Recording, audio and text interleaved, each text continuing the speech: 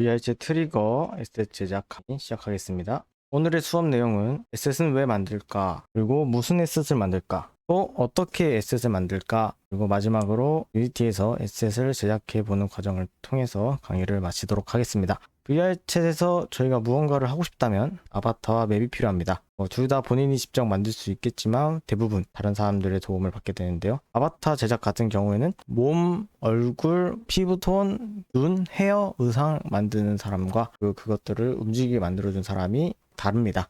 같은 사람이 할 수도 있지만 그렇게 다른 분야로 나눠지고 있고요. 세간에서는 이제 그런 형태를 만드는 사람을 마마라고 하고, 그다음에 거기 안에 돈을 넣고 그 물체 간의 상호작용을 통해서 움직임을 만들어내는 사람을 파파라고 합니다. 이것처럼 맵도 똑같이 아트와 트리거로 나눠지게 되는데요. 아트랑 트리거는 무엇이냐? 아트는 눈에 보이는 대부분의 것들을 얘기하고요. 의자와 탁자 같은 모델링, 나무 재질의 텍스처링, 그다음에 창가 사이로 들어오는 빛, 라이팅, 먼지들 같은 파티클, 이런 것들을 전부 총합해서 아트라고 부릅니다. 그와 반대로 트리거는 문을 열고 닫는다든지 버튼을 누른다든지 또 MMD, 타이머 같은 상호작용이 필요한 것들을 다 말하고요. 이 두 가지는 서로 다른 영역에 있습니다. 아트 쪽은 디자인의 영역에 들어가 있고요. 누구나 쉽게 할 수는 있지만 그만큼 사람은 많고 경쟁이 조금 심화된 상태입니다. 지금 VR챗에 한정돼서 말했지만 사실 아트 쪽 맵 제작은 영상 매체에서 뮤비나 영화 같은 곳에 뒷배경, 방송하시는 분들 방송 배경에 쓸 수가 있습니다.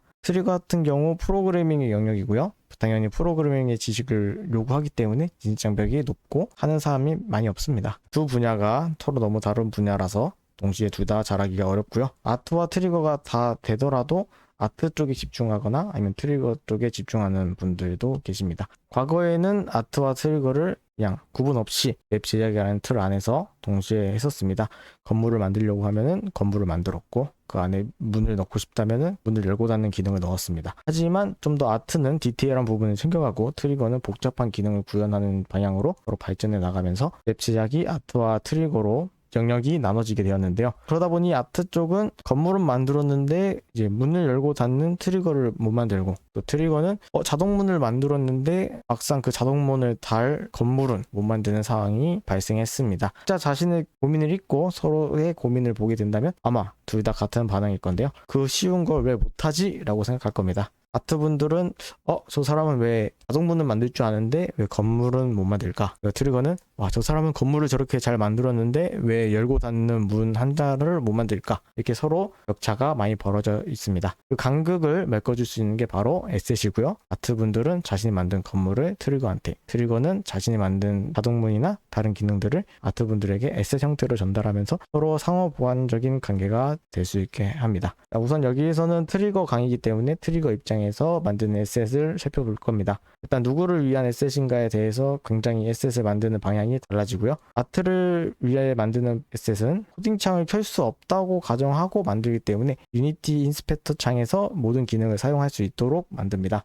하지만 이제 인스펙터 창을 보신 분들은 여기에 담을 수 있는 정보가 좀 제한적이라는 사실을 알 겁니다. 그렇기 때문에 그 모든 기능을 제한된 인스펙터 창에서 설명하기 위해서 직관성을 중시하면서 만드는 타입이고요. 그리고 트리거가 트리거를 위해서 만드는 에셋은 코드를 수정할 수 있다고 가정하고 만들기 때문에 코드 구조 자체가 하나의 설명문이 되어서 그렇게 별다른 설명이 없이도 잘 설명을 할 수가 있습니다. 하지만 트리거 분들은 에셋을 또 다른 에셋을 만들기 위한 부품으로 쓰는 경우가 많습니다. 예를 들어 한글 키보드가 있는데요. 한글 키보드 같은 경우 아트 분들한테 드리면은 무엇을 할 수 있을까요?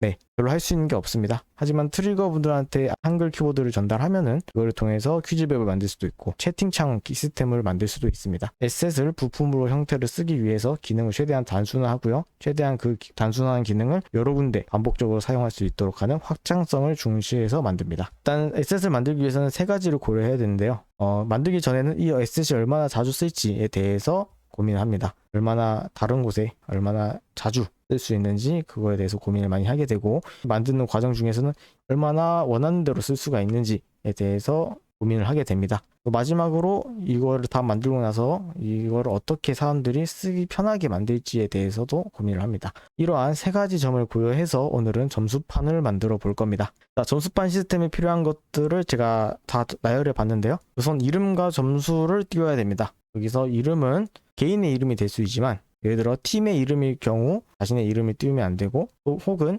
VR챗 닉네임 특성상 4글자 이상이어서 영어를 작성하거나 문장 기호를 넣는 등 좀 보기 불편한 경우가 있습니다. 디스플레이 네임, 즉 닉네임보다는 인풋 필드를 이용해서 자신이 원하는 이름을 설정할 수 있도록 할 거고요. 그 다음에 게임에서 보시면은 5명이서 하는 게임일 경우 이름이 5개가 필요하고 점수가 5개가 필요합니다. 그와 마찬가지로 7명이 플레이하면 또 7개가 필요하고요. 9명이 플레이하면 9개가 필요합니다. 이렇게 가변적으로 사용자 수를 조절할 수 있는 기능이 필요하기 때문에 이름과 점수를 한 묶음으로 두고 원하는 만큼 복사해서 조절할 수 있게 할 겁니다. 그리고 점수판을 보시면은 1등이 항상 맨 위에 있고 꼴등은 아래에 있는 경우를 볼 수가 있습니다. 이렇게 오름차순, 내림차순을 정렬하기 위해서 점수판에 있는 점수를 다 모아서 연산하는 과정이 필요하고요. 그렇기 위해서 상위 오브젝트를 하나를 둘 겁니다. 그 상위 오브젝트에는 요청 시 연산을 처리하게 될 겁니다. 같은 점수판을 여러 개 배치하는 경우가 있습니다. 예를 들어 퀴즈맵 같은 경우에는 사회자가 보는 방향과 플레이어가 보는 방향이 다릅니다. 하지만 점수에 대한 정보를 똑같이 얻기 위해서는 판을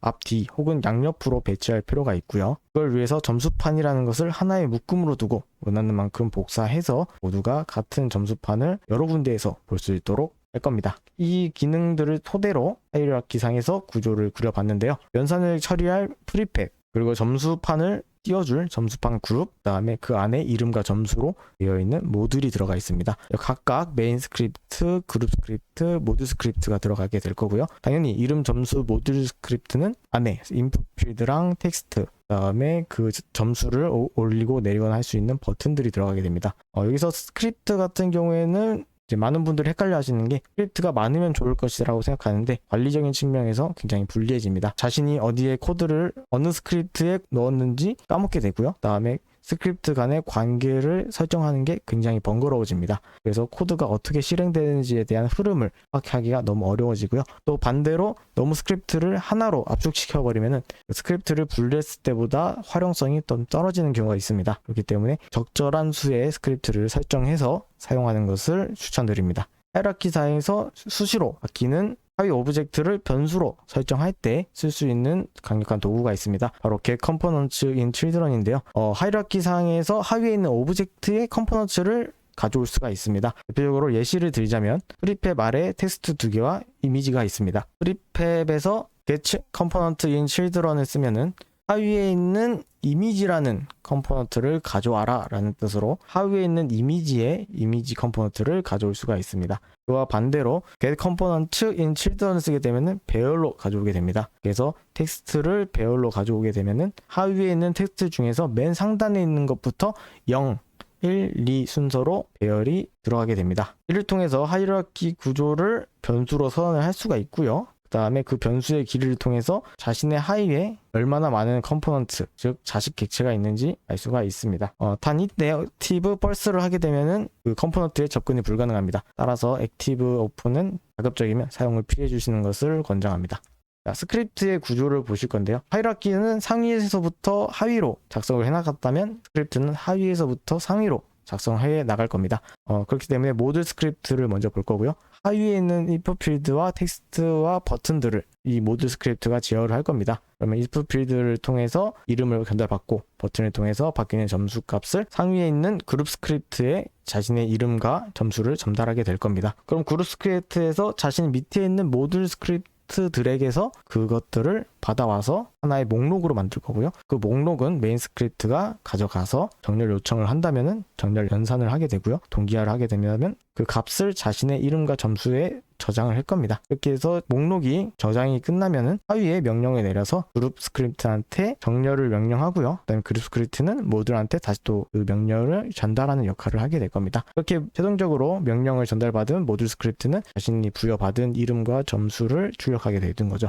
그 과정을 일단 도식화해서 보자면 우동 싱크드가 된 스트링과 이름을 통해서 모듈 스크립트가 그것들을 저장하게 됩니다. 이때 상대방에게 저장해서 싱크시키기 위해서 set on어를 통해서 아무나 그 값을 전달할 수 있게 할 거고요. 그렇게 입력 값을 전달하면 그룹에서는 그 하이 값들을 모아서 배열로 정리할 겁니다. 네임 그룹에서는 그 이름들을 모을 거고요. 스코어 그룹에서는 그 점수들을 모을 겁니다. 그래서 범이라는 사람은 7점을 얻었고요. 제라는 사람은 8점, 자라는 사람은 3점 기록을 해둘 겁니다. 이렇게 모아온 그룹 스크립트를 다시 메인 스크립트한테 전달을 합니다. 그러면 값이 변경됐거나 아니면은 명령을 요청받았을 때 그 목록을 가지고 메인 스크립트는 연산을 하거나 자신의 이름과 점수 목록에 저장을 해줄 거예요. 그렇게 저장이 끝나고 나서는 그룹 스크립트한테 나 이제 계산이 끝났어 하고 전달을 해줄 거고요. 그는 그거를 자신의 밑에 있는 모듈 스크립트들한테 연산이 끝났으니까 저기로부터 값을 받아가라 라는 명령을 내리게 될 겁니다. 그러면 모듈 스크립트는 메인 스크립트에 있는 정렬 값을 받아와서 자신한테 띄워줄 거고요. 이때 이 과정에서 또 다른 그룹 스크립트부터 정보를 받아올 수 있게 되어버리는데, 그렇게 되면 메인 스크립트는 자신이 처리해야 되는 정보가 무엇인지에 대해서 혼란을 겪게 됩니다. 그렇기 위해서 첫 번째 그룹 스크립트에서만 입력값을 받도록 제한을 둘 거고요. 나머지 다른 그룹 스크립트는 메인 스크립트로부터 출력만 담당하도록 할 겁니다. 싱크 구조를 볼 건데요. 일단 이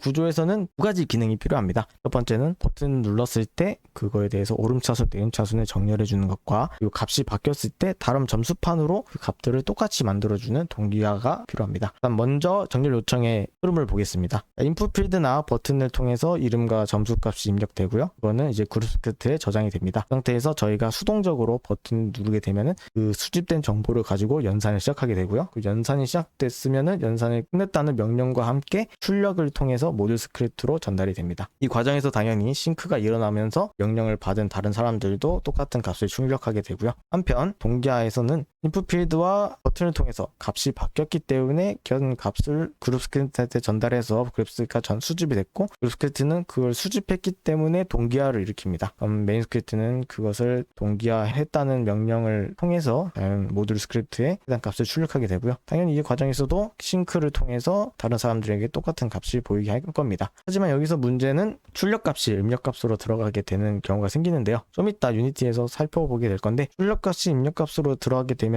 입력 값에서는 새로운 값이 들어오기 때문에 수집이 일어나고요. 다시 수집이 되었기 때문에 처리가 일어납니다. 처리를 통해서 처리가 끝났다는 명령을 내리고 다시 또 출력이 됩니다. 그럼 다시 또 출력이 입력으로 들어가게 되고 다시 또 수집, 처리 명령이 실행하게 되면서 무한히 돌아가는 구조가 완성되는데요. 이때 불필요한 코드들이 계속 실행되면서 성능 저하를 일으킵니다. 또 그 과정에서도 싱크가 지속적으로 일어나기 때문에 네트워크적으로도 최적화가 많이 방해가 되고요. 그렇기 때문에 출력 값을 입력 값으로 넣었을 때 일시적으로 수집을 하지 말라는 건부적인 제한을 걸어둬야 됩니다. 이 점을 주의해서 유니티에서 에셋을 만들어 볼 겁니다. 오늘 배운 내용을 정리해 볼 건데요. 에셋을 만들기 위해서는 하이라키 구조를 통해서 적절한 스크립트를 설정하시고, 다음에 하이라키에서 유동적인 변수를 get 컴포넌트인 children을 통해 가져오도록 합니다. 다음에 각 스크립트 간의 관계와 역할을 잘 정리하시고요. 그 정리한 것을 바탕으로 코드의 실행 흐름을 잘 파악하길 바랍니다. 이것으로 오늘 강의를 마치고 다음 시간에 만나요.